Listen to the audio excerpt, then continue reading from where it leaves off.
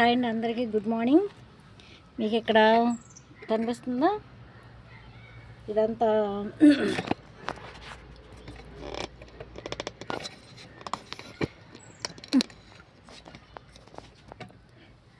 కనిపిస్తుంది కదా.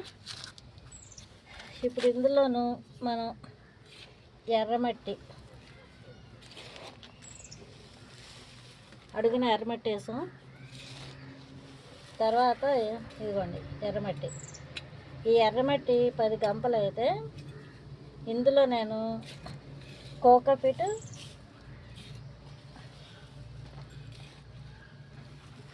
మీకు చూపిస్తా, కోకోపీట్ 2 గంపలు వేసాను. అలాగే వర్మీ కంపోస్ట్ వేసాను. అది ఒక వర్మీ కంపోస్ట్ 2 గంపలు వేసాను నల్లగా. ఇది చూసారు కదా. అంటే వీడియో చేయటం నేను ఒక్కదాన్నే చేయటం, తర్వాత ఇవన్నీ వేసుకోవడం వలన ఇబ్బంది అయింది. ఇది మేకల ఎరువు ఇది చూసారు కదా, మేకల ఎరువు. ఇది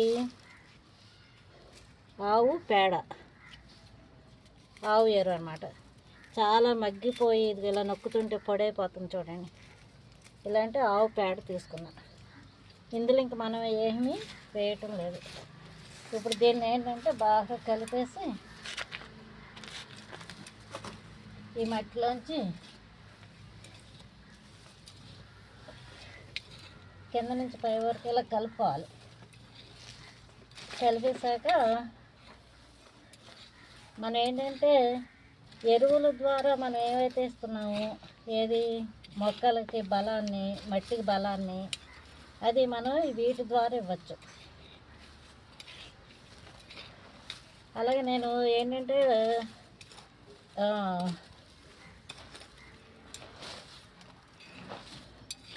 పంచగవ్య కూడా తయారు చేశాను. కరెక్ట్గా రేపు 15 రోజులు అవుతుంది. అది ఎలా తయారు చేశానది కూడా వీడియో చేశాను. రేపు దాన్ని మీకు చూపిస్తాను నెక్స్ట్ వీడియోలో. ఇక మనం అంతా కూడా ఈ విధంగా కలిపేసుకుని మట్టి ఇవన్నీ ఎక్కడి నుంచి వచ్చాం,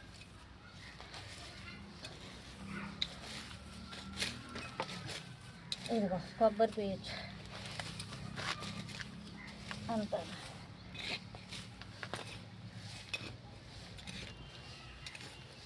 ఇలా కలిపేయాలి మొత్తం. పెద్ద పార కింద ఉండిపోయింది చూసారా. ఇదంతా ఎందుకు చెప్తున్నానంటే మనం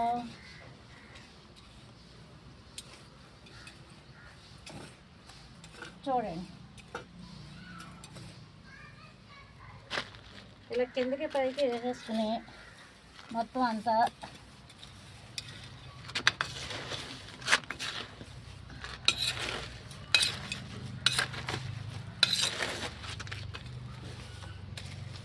ఎంత ఇలా వేసేసుకోవాలి. వేసుకున్నాక మన మొక్కలకి ఏంటి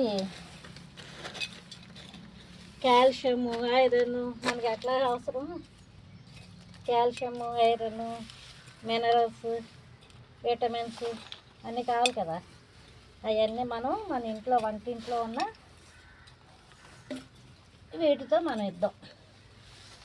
ఓకే, చూసారు కదా. ఇందులో ఎండుటాకులు వేసాను. అలాగే పసుపు తీసేసిన ఎండిపోయిన ఆకులు కూడా ఉన్నాయి. అవి కూడా మంచి స్మెల్ వస్తున్నాయి. ఇప్పుడు నేను దీంట్లో ఇది పెసరపప్పు నానబెట్టి రుబ్బిన పిండి అన్నమాట.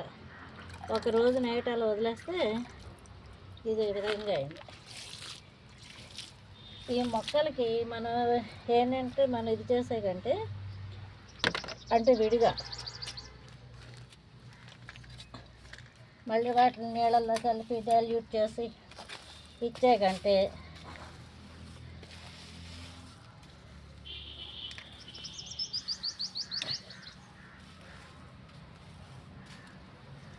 నేను తర్వాత ఇదంతా మీకు మళ్ళీ నేను చూపిస్తా చూడండి. ఇది ఆవు పెరుగు అన్నమాట. అన్నీ నేను ఆవే వాడుతున్నాను. కారణం ఏంటంటే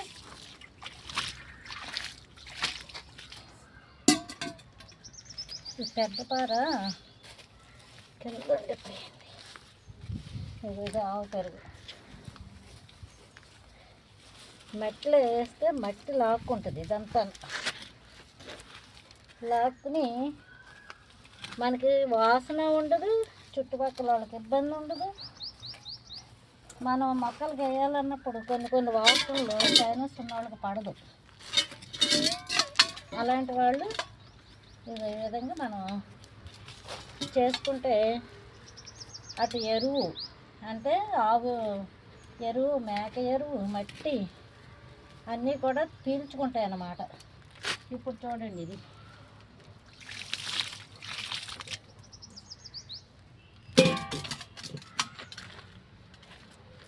చూసారు కదా.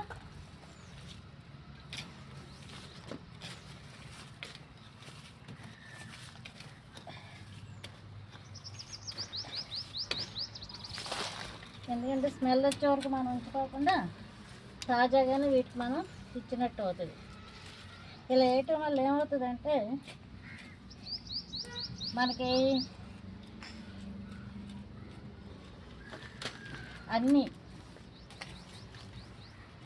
ఎరువుల్లో అయితే మనం ఏవైతే ఇస్తున్నారు, ఎరువులు ఏ విధంగా తయారు చేస్తున్నారు అవన్నీ కూడా మనం చూసుకోవాలి. వాటికి బదులు ఇలా తయారు చేసుకుంటే ప్రతి ఇంట్లోనూ వేస్ట్ చాలా వస్తుంది. ఆ వేస్ట్ని మనం ఈ విధంగా తయారు చేసుకుంటే చాలా మొక్కలకు మనకి ఉపయోగపడుతుంది అన్నమాట. చూసారు కదా. ఇది ఇప్పుడు అరటి పళ్ళు చూడండి, ఇంకా ఫ్రెష్గానే ఉన్నాయి. లోపల అత్యధిక పొటాషియం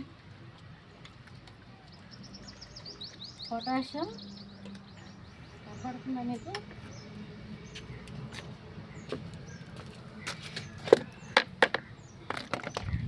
చూసారా.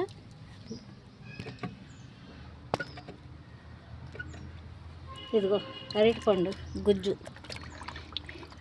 అరటిపళ్ళు షాప్ దగ్గర, ఫ్రూట్ షాప్స్ దగ్గర అడిగితే ఇచ్చారు వాళ్ళు. పాడైన గెల్లు ఉంటే ఇచ్చామంటే ఇచ్చేస్తే ఆల్రెడీ దీన్ని ఒకసారి ఇది చేసి మొక్కలన్నిటికీ మామూలుగా ఇచ్చాను వాటర్లో కలిపి. కానీ ఇప్పుడు మనం మట్టిలో కలిపేస్తాం. ఇదంతా మీకు పొటాషియం ప్రత్యేకంగా అవసరం లేదు కదా ఇవ్వడానికి.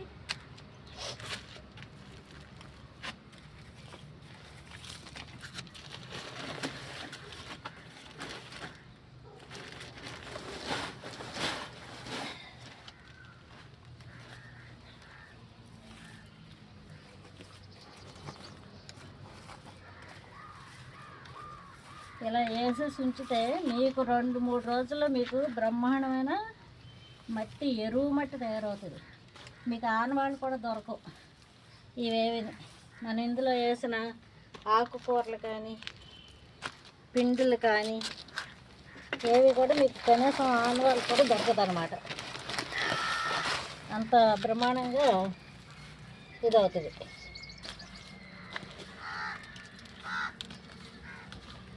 చూసారా. ఇప్పుడు మనకు వాసన ఎక్కడ వస్తుంది? రాదు కదా. వాసన రావడం అదే ఉండదు. చక్కగా ఒక 4 కుండీకి మట్టి తయారైపోయింది.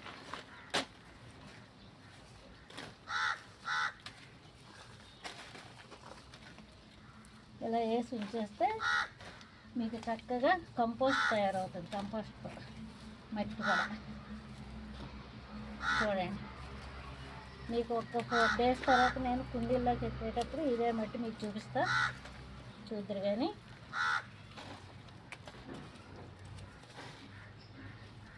ఇదంతా మట్టి పీల్చుకుంటుంది అన్నమాట. వీటిలో ఉన్న అన్నీ కూడా పీల్చుకుని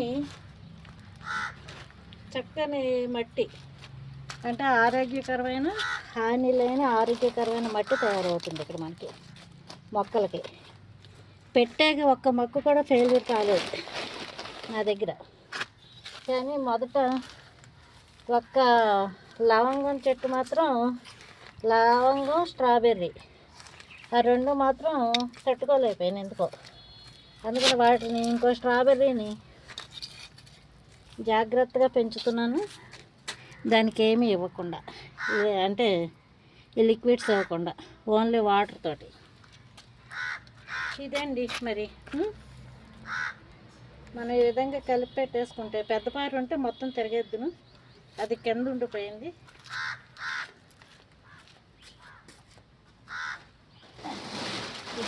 చూసారా, ఇది కూడా మట్టే.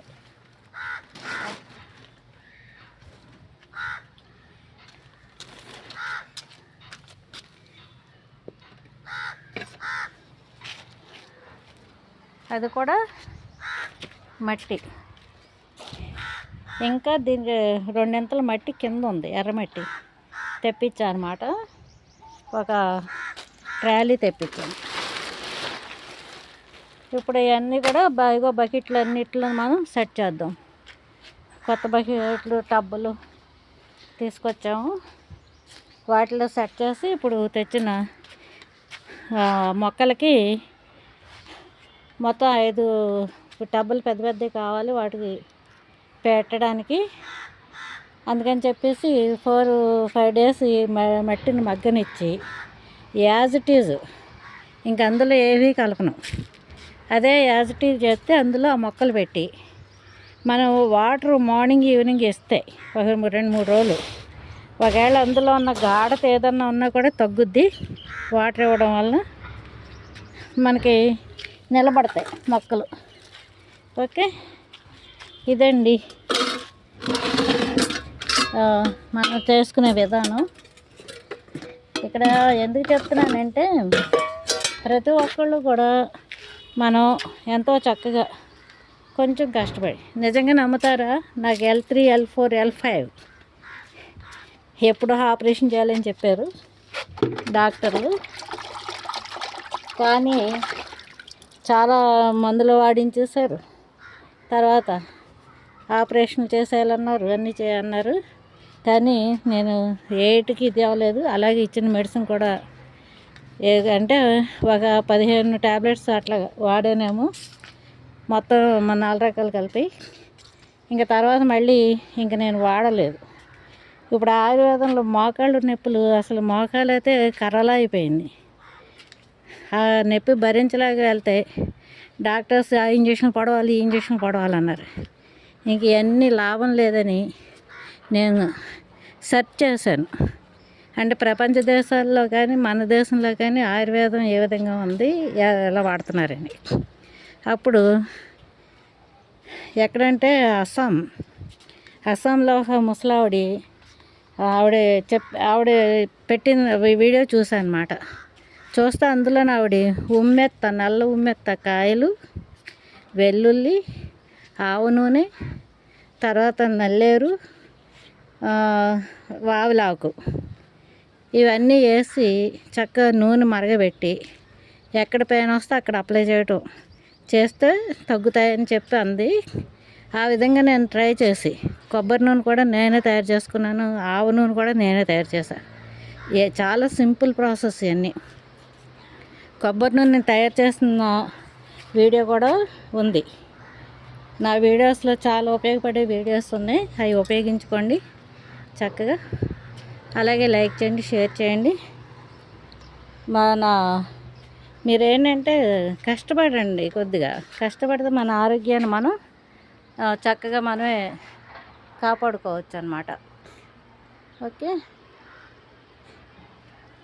మా సూర్యుడు వెళ్ళిపోతున్నాడు, మన సూర్యుడు. లైక్ చేయండి, షేర్ చేయండి, సబ్స్క్రైబ్ చేసుకోండి. అందరూ అమ్మమ్మ ఐడియాని ఏంటంటే గౌరవించండి. Okay, thank you all of you. God bless you. Thank you so much.